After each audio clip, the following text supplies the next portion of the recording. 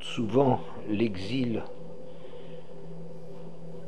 de Mitzraïm comme Galut Hadibour, l'exil de la parole. Et la Géoula serait de retrouver l'usage de la parole. Pessah, une bouche qui se déverse, qui s'exprime. C'est des termes qui semblent assez mystérieux et j'aimerais dire de quoi il s'agit. Il y a un Zohar très extraordinaire qu'on a déjà rapporté par le passé sur Parshat Vaïra à propos du Pasuk dans Vaïra, Pasuk Vav Yud Aleph, Bo daber el paro melech Mitzrayim vishalach et bnei Israël me'artso. Rends-toi pour parler à Paro, roi d'Égypte, pour qu'il renvoie les bnei Israël de son pays. Vaidaber Moshe lifnei Hashem lemor, hein bnei Israël lo shamu elai, vechishmaini Paro vaniar al svatayim. Moshe de répondre devant Hachem, voici que les bnei Israël ne m'ont pas écouté, comment alors m'écouterait le Paro alors que je suis Aral Sfataim, j'ai les lèvres Aral lourdes, obtus, fermées. Voilà. Le Zohar. Vaidaber Moshe lifnei Hashem les morts, Hein bnei Israël lo shamu elai, etc. Moshe s'adresse à Hachem en disant, voici que les bnei Israël ne m'ont pas écouté, alors que je suis pâteux de lèvres. Mes lèvres sont aral, incirconcis, et n'ont pas la fluidité de la parole. Amar Rabbi Shimon, Maou vaniar al sfataim, de quoi s'agit-il ici? Vare batrila, katuv lo ish dvarim anochi, etc. Au début de la mission de Moshe, quand Moshe reçoit l'ordre de parler au Bnei Israël, qu'est-ce qui est marqué? Vayomer Moshe l'Hachem, Bi Hashem, lo ish dvarim, gam mitmol, gam mishishom, gam me'az dabercha el abdecha, kichvat pe uchvat lashon anochi. Moshe dit à Hachem, de grâce, mon maître, je ne suis pas un homme qui sait s'exprimer, je ne suis pas un homme, un orateur, ni hier, ni d'hier, ni d'avant-hier, ni du jour où tu t'es adressé à ton serviteur, kichvat pe uchvat lashon anochi, car je suis lourd de bouche et pâteux de langue. Vayomer Hashem elav, mi sampe la adam, au miyas, au picard, au hiver, anochi Hashem. Hashem lui dit, qui est ce qui donne la bouche à l'homme? Ou qui peut rendre quelqu'un muet, ou sourd, ou voyant, ou aveugle? N'est-ce pas moi, Hashem? Quel est ton problème? Je ne suis pas un homme qui sait m'exprimer, mais c'est moi qui donne l'expression à l'homme. Vataler, vanochi eyein picha, voreticha sher tedaber. À présent tu iras, et moi je serai avec ta bouche, et je t'indiquerai ce que tu dois dire. Donc, Rabbi Shimon de s'étonner. Qu'est-ce que ça veut dire qu'ici il présente comme argument j'ai mes lèvres qui sont maladroites?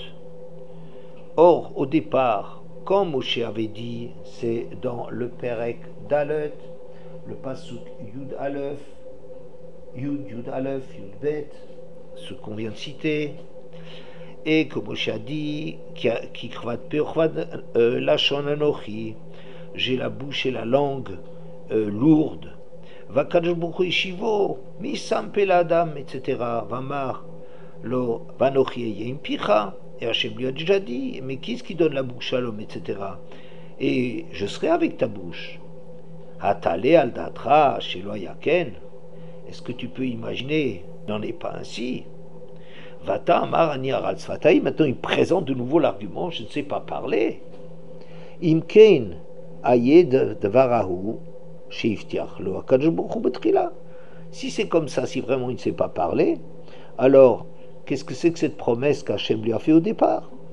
Elle a sodhu, mais il s'agit ici de quelque chose de profond, que Moshe hu b'prinat kol, ou Bechinat Dibur, chez Dibur Shelo Aya Begalut. Moshe, en vérité, il a une voix. Il a une voix, mais c'est la parole qui lui manque. C'est pas un homme qui sait exprimer son kol. Moshe a un kol, est porteur d'un kol, mais il n'a pas les paroles pour le dire jusqu'à ce que Marpé Lachon Etzraïm, jusqu'à ce qu'on arrive à Matan Torah. Et à Matan Torah, Moshe trouvera avec la Torah le moyen d'exprimer ce kol, cette voix qu'il porte en lui. Et tant qu'il n'a pas cette parole, eh bien, il est maladroit, il n'arrive pas à s'exprimer, il ne trouve pas les mots pour dire les choses qu'il vit. Et donc, c'est le Sefer Dvarim, c'est Marpé Lachon Etzraïm, grâce à la Torah, eh bien la langue, elle retrouve l'usage de la parole, et c'est Elea Dvarim Asher Diber Moshe. Voici, regarde, tout ce que le Sefer Dvarim, c'est Moshe Rabbeinu qui lui est devenu un parfait orateur. Voilà. Alors, de quoi parle-t-on avec ce kol et ce lachon? On a déjà vu par le passé ce midrash au début de l'histoire de Moshe Rabbeinu, alors qu'il était dans le palais royal et que Bithia Bat Paro, qu'il avait adopté, n'arrivait pas à détacher les yeux de Moshe, et même le Paro lui-même. Il jouait avec Moshe,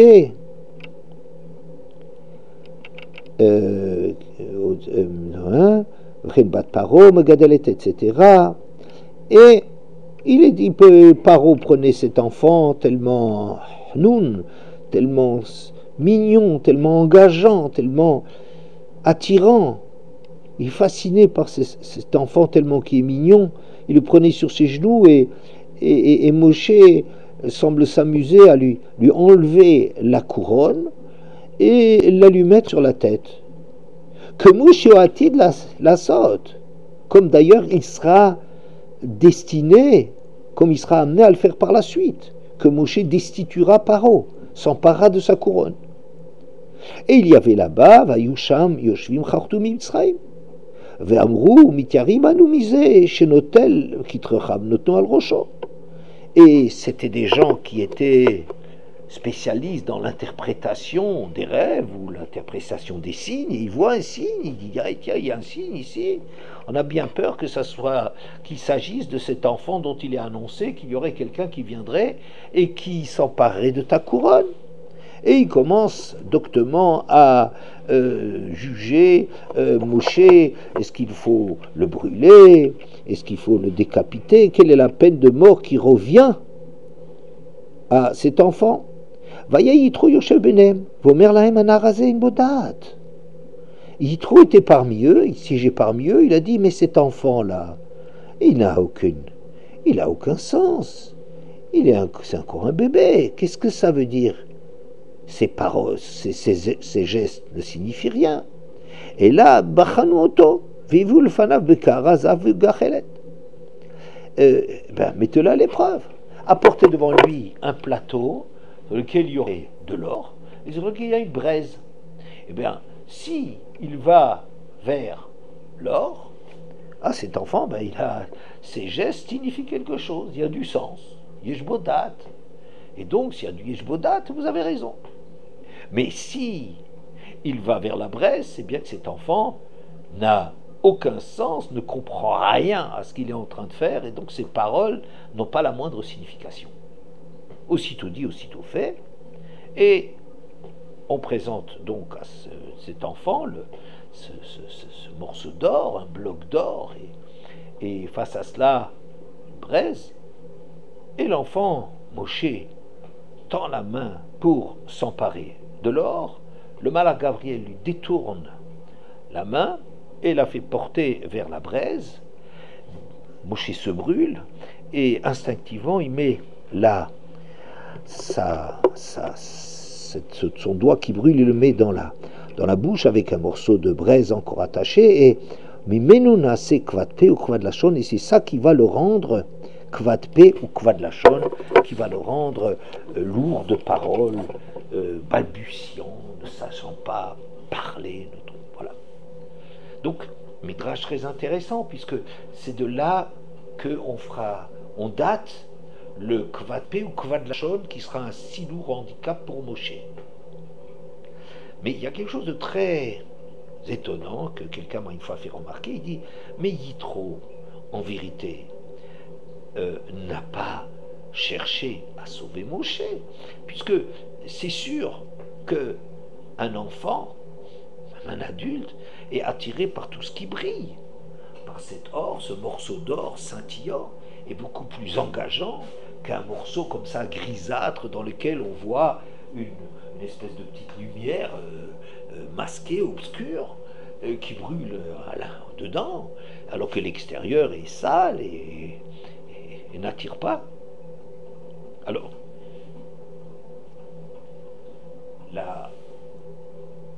l'explication, je pense, de ce midrash qu'on a déjà donné par le passé, je la vois comme étant la suivante. Un homme, naturellement, a des aptitudes pour jouer un rôle dans la société. La richesse, la force, la ruse, l'intelligence, et avant toute chose la parole qui permet d'enflammer les foules, de les entraîner. Et ça, c'est le plus grand instrument de pouvoir qu'on peut posséder, c'est l'usage de la parole. Et très spontanément, chacun se perçoit comme ayant à exprimer les choses qu'il vit avec les moyens qu'il possède. Tout le monde va vers ce qui brille, vers le pouvoir. Mais on peut être roi ou chef, dirigeant, pour deux raisons.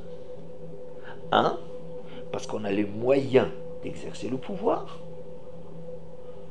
Deux, parce qu'on apporte quelque chose aux gens qui recherchent votre parole, votre message.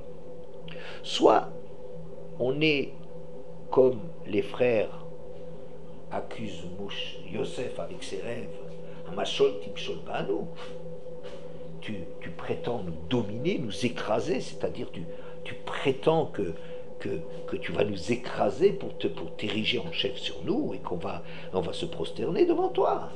C'est ça ce que tu prétends, que nos gerbes vont se plier devant toi. C'est ça ce que tu prétends. Immalor timloch aleinu. Ou que tu vas être meler, en meler bloam, brov amadrat meler, ou être un meler. Le meler, c'est tout à fait une autre source de pouvoir. Le pouvoir chez le roi, au moins chez le roi juif, c'est d'avoir quelque chose, d'apporter quelque chose qui remplit les gens, dont les gens sont friands, qu'ils recherchent, qui leur apporte quelque chose. Et alors, c'est les gens qui vont te couronner. Le premier, Moshel, c'est quelqu'un qui a les moyens du pouvoir. Et les moyens du pouvoir, c'est l'or. L'or qui symbolise le pouvoir. L'autre, c'est le message, quelque chose d'intérieur. Il y a quelque chose qui m'interpelle, il y a quelque chose qui m'attire chez lui. Je deviens son sujet. Je suis à l'écoute de ce qu'il peut m'apporter parce que je sens qu'il me remplit.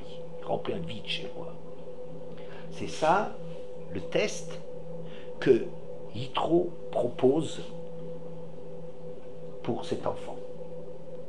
Est-ce que cet enfant prétend aller vers l'or, vers le pouvoir, vers l'immédiateté du pouvoir qui est d'exprimer avec les moyens qu'on possède, d'exprimer ce qu'on a à dire? Si c'est comme ça, Moshe n'est pas intéressant. J'ai Paro. Le Paro, c'est le meilleur modèle de pouvoir qui revient à celui qui a les moyens de l'exercer.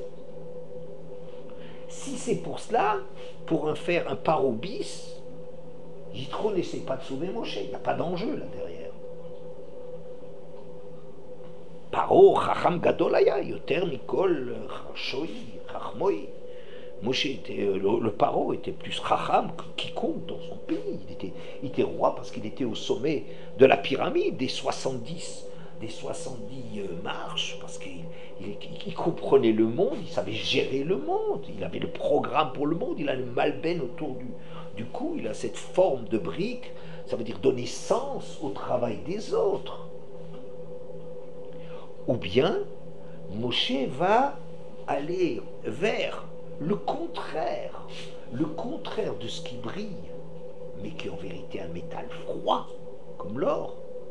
C'est le métal qui brûle à l'intérieur, mais qui à l'extérieur ne paye pas de mine, qui n'attire pas. Chormat misken bezouya.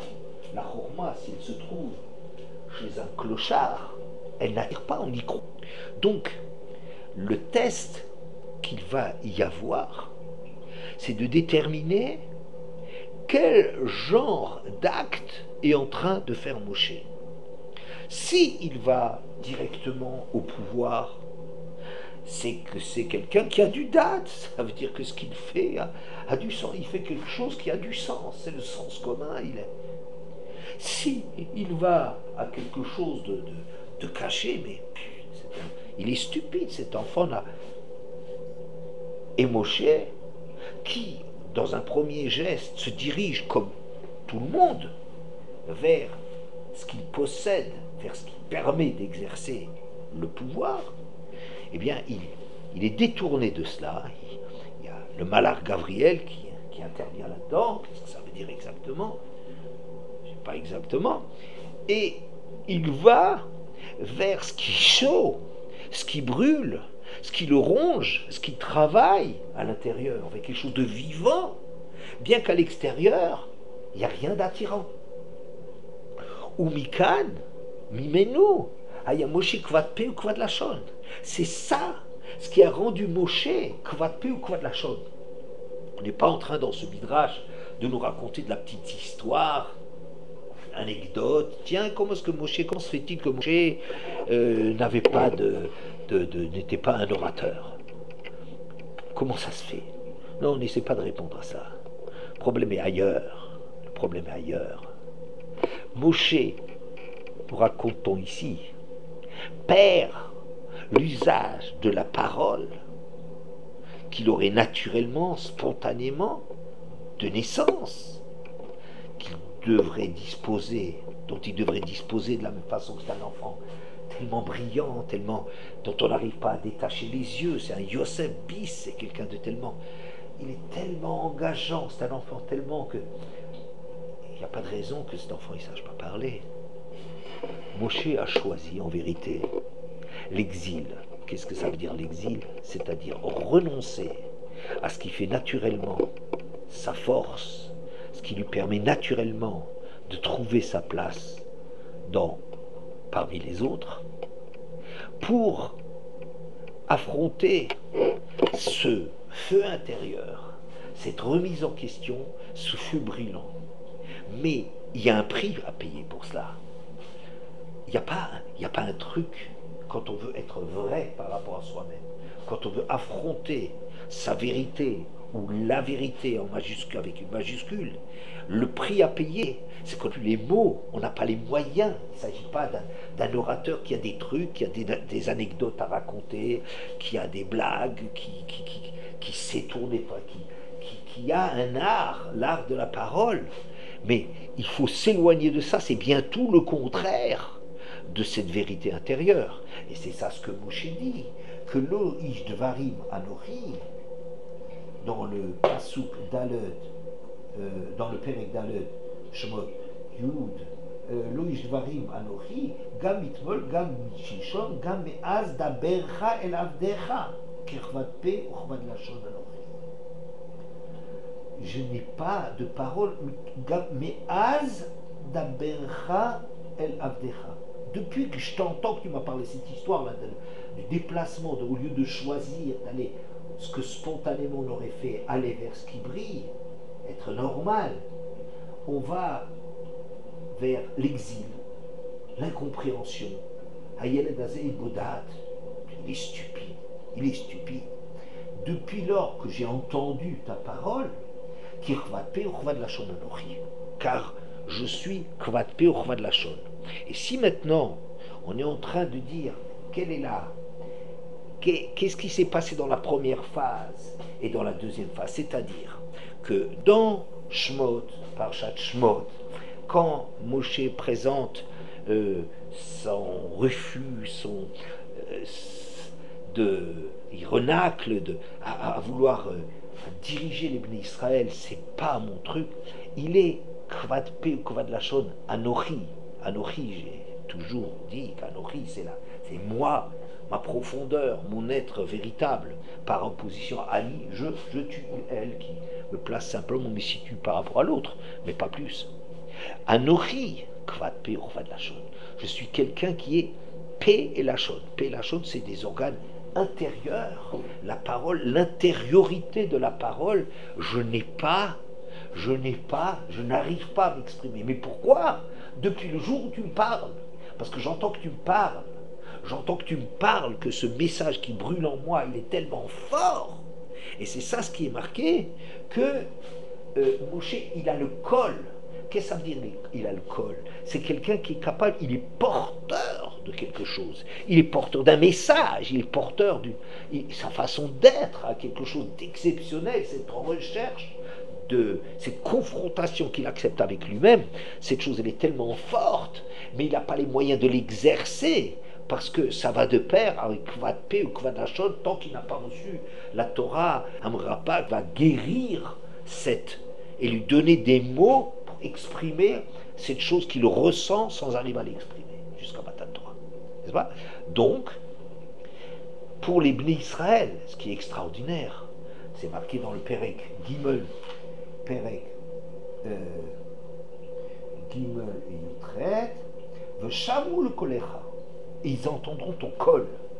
Les Bnei Israël entendront ton col. Quand bien même tu n'es pas un homme, tu es Kvad Pe ou Kvad Lachon, tu n'as pas les mots pour le dire. Mais ce dont tu es porteur, les Bnei Israël se rendront compte que ta maladresse, ton inaptitude, ton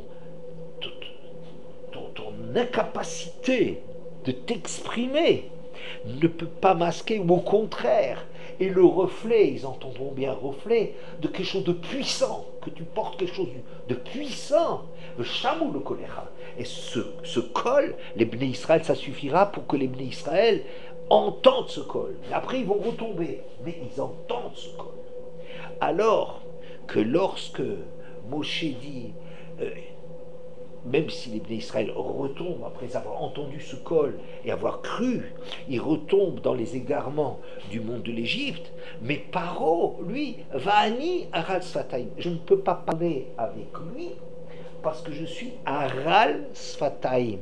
Je suis Ani. Pas moi, c'est pas profondément. Je suis pas un bon orateur. Aral Sfataim, je ne sais pas m'exprimer.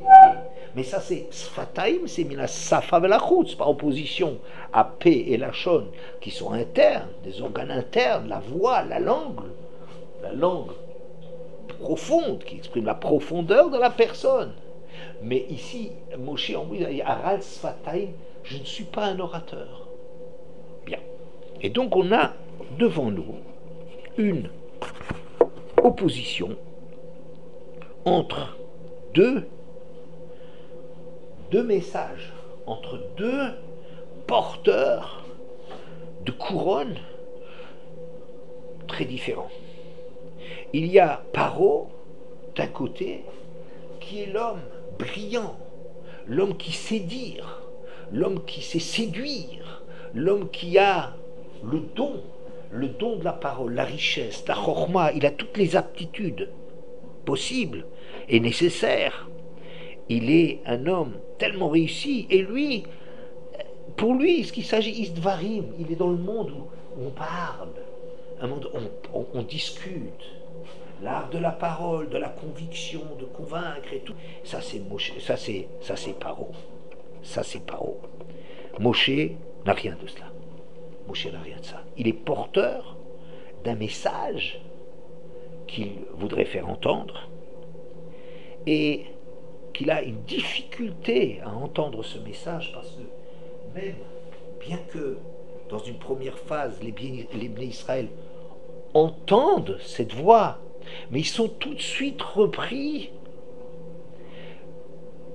Mais Kotser Ruach ou Avoda Kasha, c'est le Midrash dit l'idolâtrie. Ils sont repris par le système égyptien. Bien qu'ils ont entendu quelque chose, mais ça y est, ça s'efface devant la réalité, la facilité de ce monde.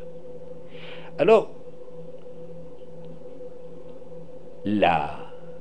le point d'achoppement de Moshe et de Paro, on pourrait dire, c'est dans la prière. On sait que dans la Mila, il y a deux phases indispensables. Il y a la Mila, Hasarata Orla, le fait d'enlever le naturel, l'expression naturelle, d'aller jusqu'au bout de son champ, de ses possibilités. Ça, c'est la Mila, c'est Hasarata Orla. Tout le monde fabrique du Orla, c'est-à-dire il est logique, il est dans une logique de production, d'aller au bout de ses capacités, et il faut faire ce sacrifice de renoncer à aller au bout de ses capacités qui finalement permettent de dire ce qu'on peut dire, mais pas de pousser les choses plus profondément.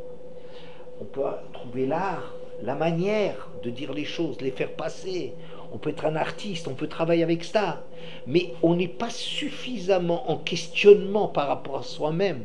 On refuse trop de perdre ses capacités au bénéfice de quelque chose qui nous laisse désemparés et nus. Cette vérité intérieure, Miyom Dabercha el Abdecha, d'entendre qu'il y a des choses qui sont puissantes, qui nous remettent en question jusqu'au fond de notre être. Et la première phase, c'est la Mila.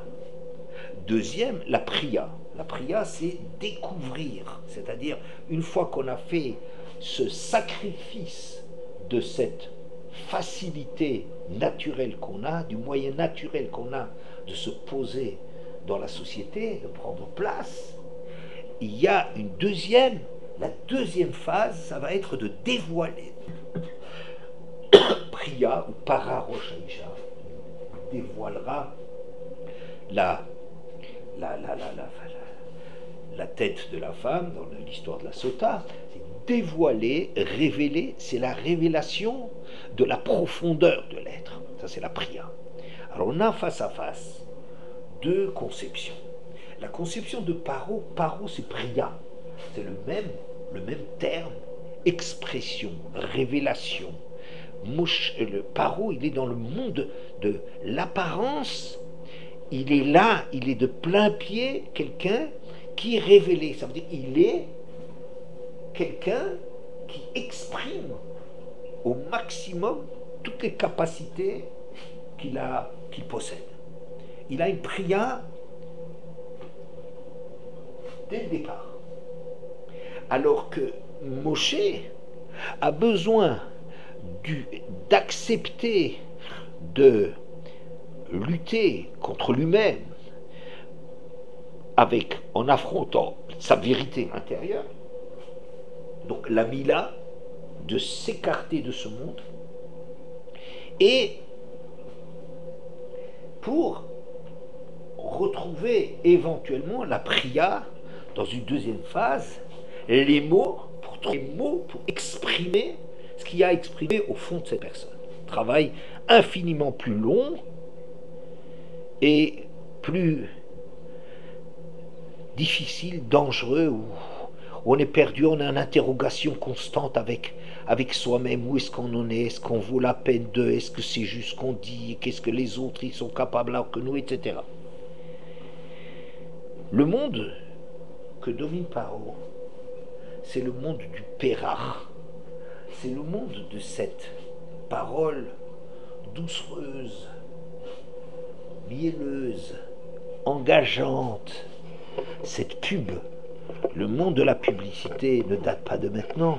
Le monde de la publicité, c'est le premier moyen du pouvoir qui nous promet en Égypte d'arriver à obtenir des choses. Et d'ailleurs, il y avait des Juifs qui étaient très bien en Égypte, qui se sentaient très bien.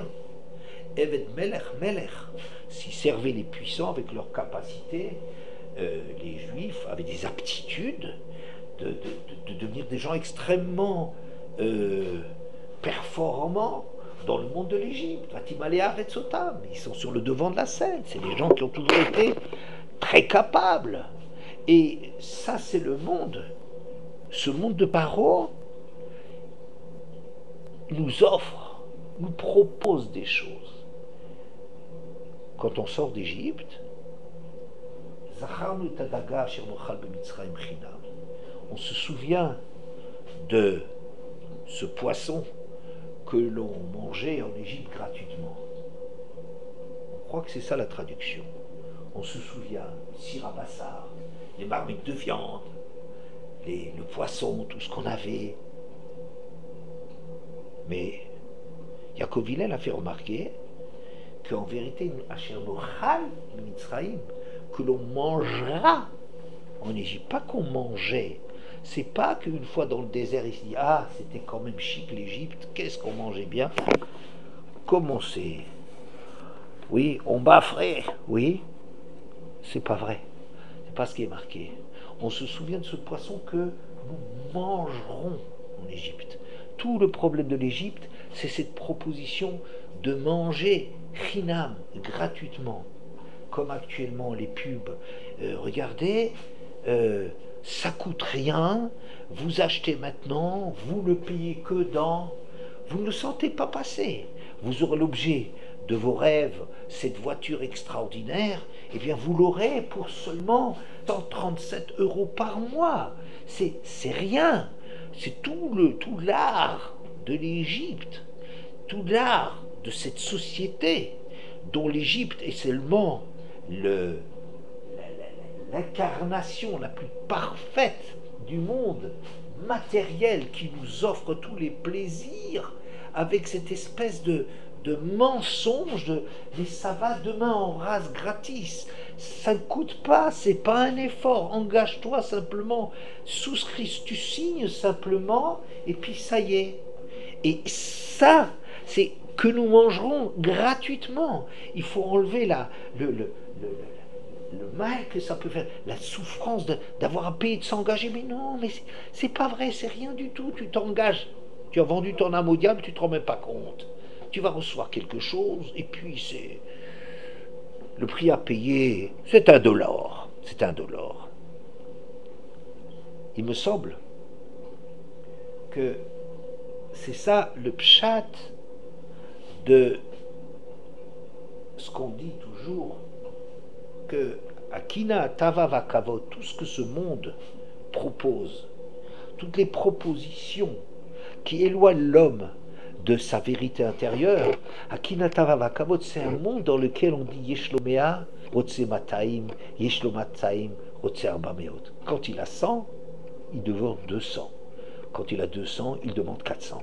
On a l'impression, de prime abord, que ça veut dire que c'est un monde dans lequel insatiable, dévore ses enfants. Il dévore cet homme et que quand l'homme, dans un premier temps, aspire à posséder telle et telle chose, eh bien, des nouvelles aspirations ont lieu. Oui, c'est Masbio, Marivo. Plus tu veux te rassasier tes désirs, plus tu en trouves de nouveaux. Mais je pense que c'est pas ça le pshat. Le vrai pshat, c'est ce que tu désires. C'est pas ce que tu crois. Ce que tu désires, tu ne l'obtiens pas. Tu ne l'obtiens pas parce que ce qu'il y a, c'est une orale. C'est des promesses. C'est un rêve. On te vend du rêve. C'est une société qui te vend du rêve. Elle crée pour toi un désir. La dernière voiture, la dernière maison, le dernier séjour dans les îles, d'entretenir chez toi cette espèce de désir, de rêver, fantasme, de vivre comme ça dans une espèce de liberté, d'illusion on te propose. C'est une société qui donne aussi. En Égypte, on pouvait avoir des bonnes situations. Les Hébreux pouvaient avoir des postes très essentiels. C'est vrai. Mais le monde de l'Égypte, Yeshlomea Rotsemataim, quand il avait 100, il en voulait 200. Non pas parce que dès qu'on obtient quelque chose, eh bien, de nouveaux besoins se font sentir, ce qui est peut-être vrai aussi. Mais essentiellement parce que ce qu'on obtient, ce qu'on croyait vouloir obtenir, c'est pas ça. Quand on l'obtient, on se rend compte que c'est pas ça. Ça veut dire, il nous manque, mais c'est pas ça. Et tu croyais que ce qu'il te fallait, c'était un repas extraordinaire, mais en même temps que tu fais ce repas extraordinaire, ça, finalement, ce n'est que cela. Quand le rêve, on travaille à essayer de réaliser tes rêves et tes aspirations, mais quand ils sont réalisés, tu te rends compte que c'était beaucoup plus riche dans le rêve que dans la réalité. On connaît cette histoire de la fin du Perek Ben Sorer dans Sanhedrin, que cet homme-là qui a eu une écharpe dans le cœur, tout d'un coup il a une espèce de folie, il tombe fou amoureux d'une femme, disons d'une jeune fille, prenons ce côté-là, c'était une jeune fille, et il rêve d'aller avec elle, mais à tel point, il se consume à tel point d'amour que les médecins déclarent, s'il ne va pas avec elle, il va mourir. Et les Chachamim disent non, pour différentes raisons. Et puis, le temps passant, son rêve, mais l'avoir lu, il aspire à cela. Les Chachamim, on n'est pas d'accord. Mais juste parler avec elle, de derrière la grille, même sans la voir, les Chachamim ne sont pas d'accord. Et là-dessus, il y a une discussion pour savoir, cette fille ou cette femme dont il est tombé amoureux à en mourir, est-ce qu'elle était mariée ou pas? S'il est marié, je comprends, une femme c'est pas un objet. Une femme d'autrui, elle était interdite, tu as qu'à crever, mais c'est pas pour toi. Mais si c'était une jeune fille, peut-être aurait-elle consenti à l'épouser? La Gemara dit l'omistaya milta, ça n'aurait pas marché, c'est-à-dire ce que lui vivait, ce désir, cette illusion de je veux absolument aller avec elle, c'était parce que c'était quelque chose d'inaccessible. Dès lors que cette chose inaccessible, tu l'as, si tu l'épouses, c'est pas du tout ce que tu croyais. Tous tes fantasmes n'étaient riches que parce que c'était des fantasmes. Et c'est ça, ce que l'Égypte proposait, c'est du fantasme, du rêve, de l'illusion. Et cette illusion-là, c'est ça que, quand tu l'as, si tu l'avais, l'omistaya milta, c'est pas, tu ne serais pas guéri de ton désir.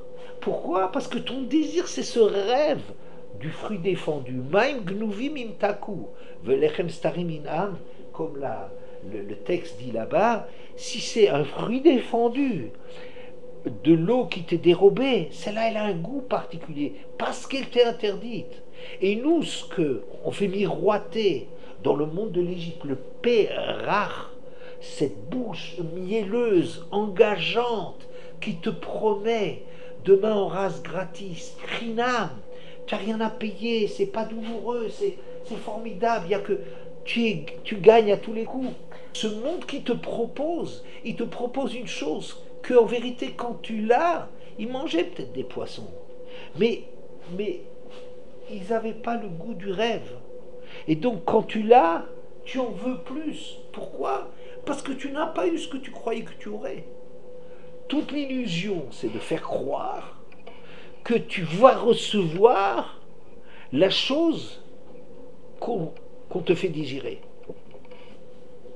Peut-être c'est la raison pour laquelle Kesef, l'argent, c'est Nirsok Nirsavti, c'est une aspiration, c'est quelque chose qui est d'acquérir quelque chose, ce que tu projettes. Et il me semble qu'il y a quelque chose, un pasouk extraordinaire pour comprendre plus encore la nature du Shibud de Mitzrayim, de l'esclavage en Égypte. Mishlei, Perek Aleph, Pasuk Kavbet. Ad matai petaim te'ehavu peti. Velitzim latson chamdulahem. Ursilim yisnoudat.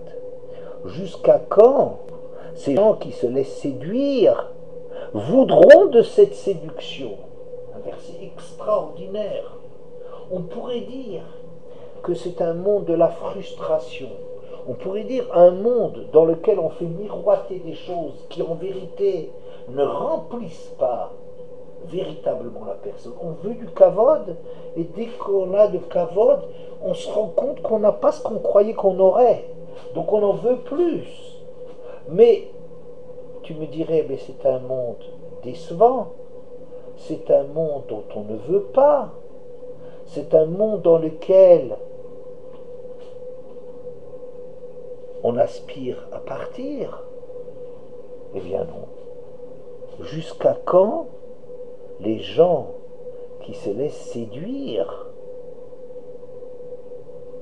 Perach, Teavu Peti, ils continueront à vouloir de ce monde. En vérité, c'est un refus d'affronter une vérité qui est plus profonde que cela. C'est pas que c'est un monde qui est satisfaisant. L'Égypte, il ne faut pas croire. On pouvait devenir riche en Égypte. Mais si un homme y croit que c'est parce qu'il a une voiture et un salon et une maison, habillé à la dernière mode et tout ça, il croit que c'est ça qui est le bonheur, eh bien, dès qu'il a ce bonheur, il se rend compte que ce n'est pas le bonheur. Mais, alors on dira, mais alors l'Égypte n'a aucune raison d'être, aucun pouvoir de nous attirer et de nous garder. Mais si, parce que nous sommes des petaïm, teavu peti. On apprécie ça finalement. On cherche ce monde qui a comme avantage de nous enlever à la confrontation avec nous-mêmes. Alors, on s'intéresse au prochain match de foot, au polar, à un film qui va sortir, à quelque chose, à du bruit, à des choses dans lesquelles, en vérité même, quand bien même, on sait que c'est un monde dans lequel il y a beaucoup de déceptions, mais c'est ce style, c'est ça qu'on veut. On veut être entretenu par ce mouvement. On court dans le vide, la futilité. Le Letzim, l'Atson Chamdoulahem. Et les Letzim, ce qu'ils veulent ça. C'est pas des esprits critiques seulement. C'est pas seulement des gens qui ont la capacité de descendre tout ce qu'on leur propose. Mais ils aspirent à cela. C'est une façon d'être, ça donne une façon d'être dans le monde. Ursilim, Yisnoudat, en vérité, les sots, ils haïssent la compréhension. C'est une haine du travail sur soi-même. C'est une haine de se prendre en main. C'est ça ce que l'Égypte. L'Égypte, le P, ça, l'usage de la parole, eh bien c'est quoi? C'est le refus, ça passe par un yitzhaku, un cri de « je veux vivre sérieux, je veux qu'il se passe quelque chose dans ma vie, je ne veux plus de ces illusions, je refuse de me laisser séduire par ce monde séducteur. » Et là, il fait fia une génisse qui a une bouche, elle a une belle bouche, les belles paroles. Il y en a assez avec ça. Il y en a assez. Quand est-ce que Mataï Gamani le Veti, quand est-ce que je vais travailler pour moi? quand est-ce qu'il va se passer quelque chose en moi? Le sortir d'Égypte, la Yitzhaku, la possibilité de sortir d'Égypte, c'est pas parce qu'ils ont tellement crié qu'à la fin Hachem il a accepté d'entendre devant les cris, c'est pas ça. C'est qu'en eux-mêmes, il y a eu une maturité de passer à autre chose. Ils sont dans le Pessah. Pessah, ça veut dire Sichat Chulin chez Talmidei Chachamim. C'est le bavardage naturel d'un Talmid Chacham. Il y a des choses à chercher derrière. Il y a une telle richesse, il exprime des choses tellement vraies, construites, que même en passant, que même quand il fait une plaisanterie, il y a toujours un enseignement derrière. Ou bien Tfila, les Ani, qui a tov, l'ifne Hashem ishpor sicho. Prière du pauvre quand il rentre en lui-même, il s'enveloppe, il rentre en l'intérieur de lui-même et il déverse son siar, il déverse son cœur. Ou bien il y a Yitzhak, la soir basadé, Yitzhak va déverser son cœur. C'est le Pessah, l'exil de la parole. C'est cette parole qui n'est employée que dans une société d'illusion.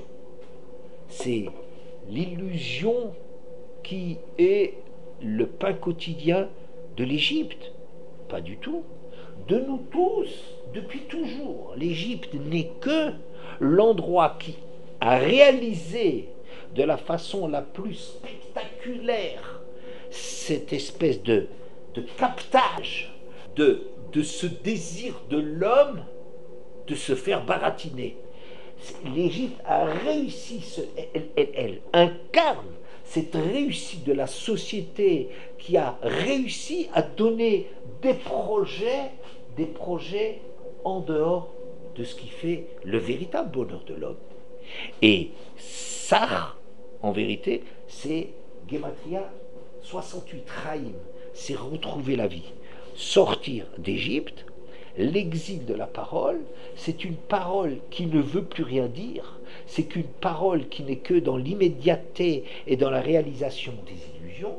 Et sortir d'Égypte, c'est arriver à se sortir de toutes ces idéologies, de toutes ces propositions, pour se rendre compte qu'elles masquent le seul combat véritable, c'est celui d'aller vers la braise qui brûle à l'intérieur de chaque Moshe.